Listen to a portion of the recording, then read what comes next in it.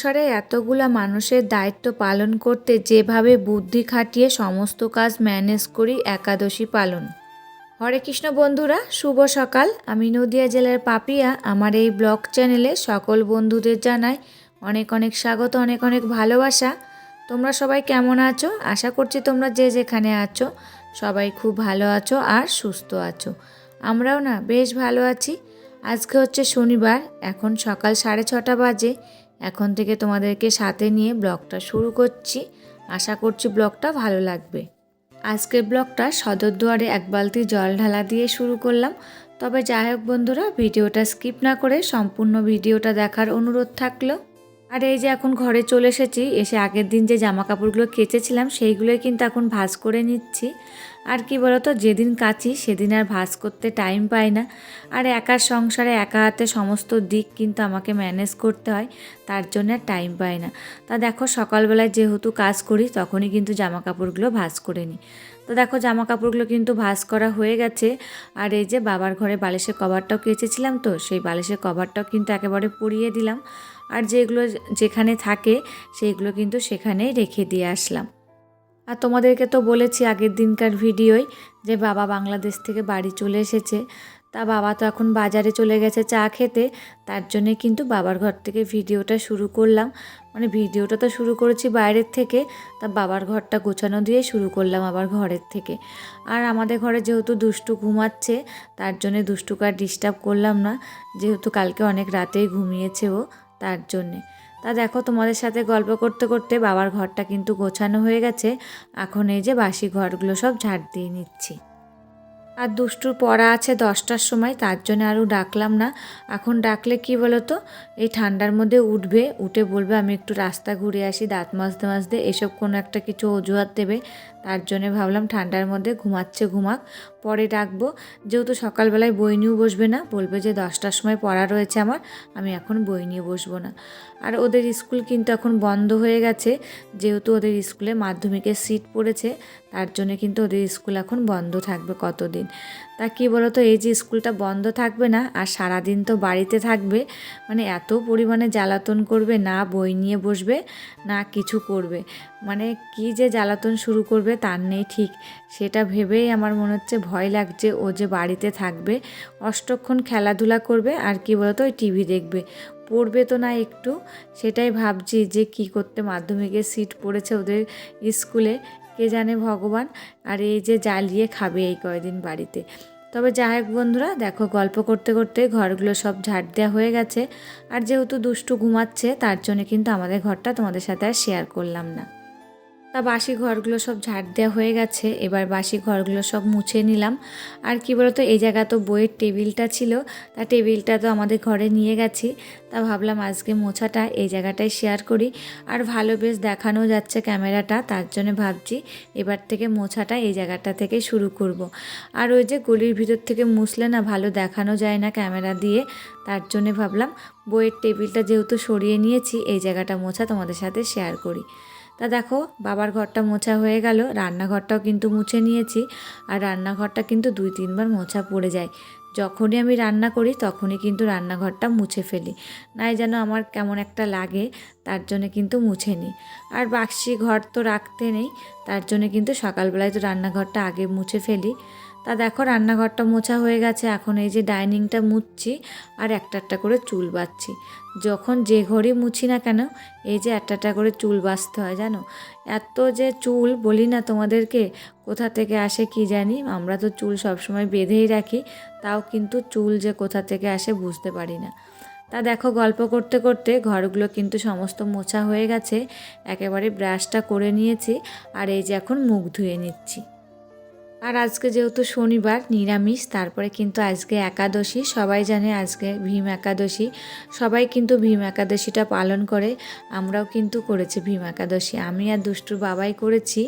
আর কি বলতো, দুষ্টুর বাবা করতে রাজি হচ্ছিল না, আমার এক যা বলল দুজনকেই করতে হয় ভীম একাদশী একসাথে, তার জন্য কিন্তু পরে দুষ্টুর বাবা রাজি হয়েছে।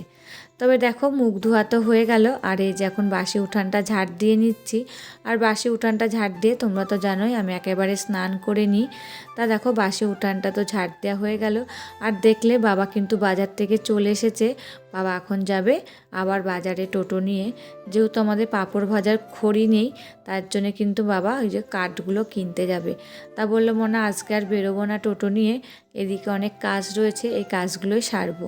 তবে দেখো গল্প করতে করতে বাসি উঠানটা ঝাড় দেওয়া তো হয়ে গেল, দিয়ে একেবারে স্নান করে নিয়েছি।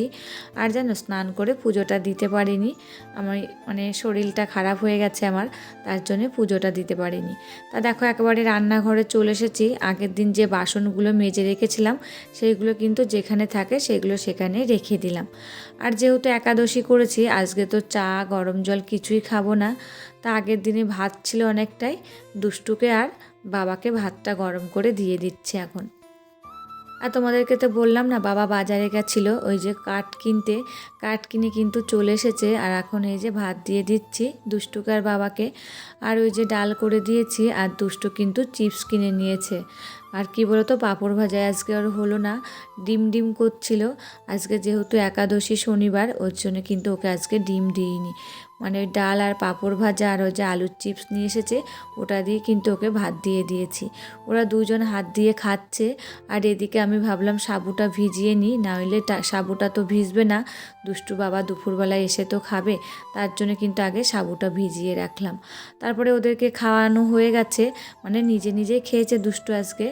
আর এই যে 3টে বাসন ছিল সেই বাসন 3টে এখন মেজে ধুয়ে নিলাম। আর হাঁড়িতে কিন্তু আমার এখন অনেকটা ভাত রয়েছে, তার জন্য বাবা বলল ভাত করতে হবে না, তোরা যখন ফল খাবি সাবু মাখাবি তখন আমি একটু খাবো তোদের সাথে, আর যে ভাতটুকু আছে দুষ্টুর হয়ে যাবে। তার জন্যে কিন্তু আজকে আর ভাত রান্না করিনি দুপুরবেলায় ওদের দুজনের জন্যে। যে ভাতটা ছিল দুপুরবেলায় হয়ে গেছিলো দুষ্টুর, মানে হয়ে যাবে, কিন্তু দুষ্টু দুপুরবেলায় ভাত খায়নি। এই যে দেখছো এখন ঘুমিয়ে পড়েছে, ও কিন্তু একেবারে সন্ধ্যাবেলায় উঠেছে। ওই যে ঠান্ডা লেগেছে একটু, শরীরটা ভালো লাগছে না, ও কিন্তু আজ সারাদিন শুয়েছিল। পড়তে গেছিলো 10টার সময়, পড়ে টরে এসে ওই যে ভাত খেয়েছে, খেয়ে ওই যে ঘুমিয়েছে, ও কিন্তু একেবারে সন্ধ্যাবেলায় উঠেছে। তবে যাই হোক বন্ধুরা, ওদিকে তো আজকে রান্নাবাড়ি করিনি, একেবারে রাতেই করেছিলাম, একটু ফেনা ভাত করে দিয়েছিলাম দুজনকে। এখন এই যে এগুলো মাখাচ্ছি, আমি খাচ্ছি, দুষ্টুর বাবা খাবে, আর বাবার জন্য যেন রেখে দিয়েছিলাম। বাবা বাজারে ছিল, বললাম ফোন করলাম যে বাবা বাড়ি আসো, বললো কি আমি এখন যাব না, একটু পরে যাব, একটু দরকার রয়েছে, তোমরা খেয়ে নাও আর আমার জন্য রেখে দাও। আর এই যে সাবুটা ভিজিয়েছিলাম, মানে কিছু কিছু সাবু যেন ভিজিনি, একটু শক্ত শক্ত ছিল, তাও ওই যে কলা দিয়ে আর আমুল দুধের গুঁড়ো নিয়ে এসে মাখিয়েছিলাম। যেহেতু আগুনের ছোঁয়া জিনিস নাকি খেতে নেই, তার জন্যে কিন্তু খাইনি।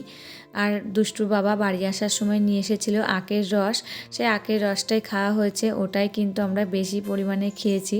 আর আমি তো খুব একটা ফল ভালোবাসি না, তাকে ফলগুলো কেটেছিলাম কিন্তু খেতে পারিনি ফলগুলো। হ্যাপি মন ডেলি ব্লগ থেকে দিদিভাই বলেছে আমার আবার গোলা রুটি ভালো ওঠে না, ননস্টিকে করো নাকি, একদিন রেসিপিটা দিও। হ্যাঁ দিদিভাই একদিন রেসিপিটা দেব। আর আমি ননস্টিকের তাওয়াই করি না, ওটা লোহার তাওয়াই করি, তাও বেশ সুন্দর উঠে যায়। ফল বানাতে বানাতে আমার প্রিয় বন্ধুদের নামগুলো নিচ্ছি: Rimpa Pal, Sakal Sandhya daily blog, Rumu daily blog, 3 angel, Dipen text blog, Sharmin lifestyle daily blog, Gautam Das, Monika Ghoshal, Shampa kitchen, mother's kitchen. সকল বন্ধুদের জানাই অসংখ্য অসংখ্য ধন্যবাদ আর ভালোবাসা। এইভাবে তোমরা আমার পাশে থেকো আর আমাকে প্রচুর প্রচুর ভালোবাসা দিও। আর কি বলো তো বন্ধুরা, আমি সেরকম ফল পছন্দ করি না, তার জন্য কিন্তু বেশি ফল কিনিনি।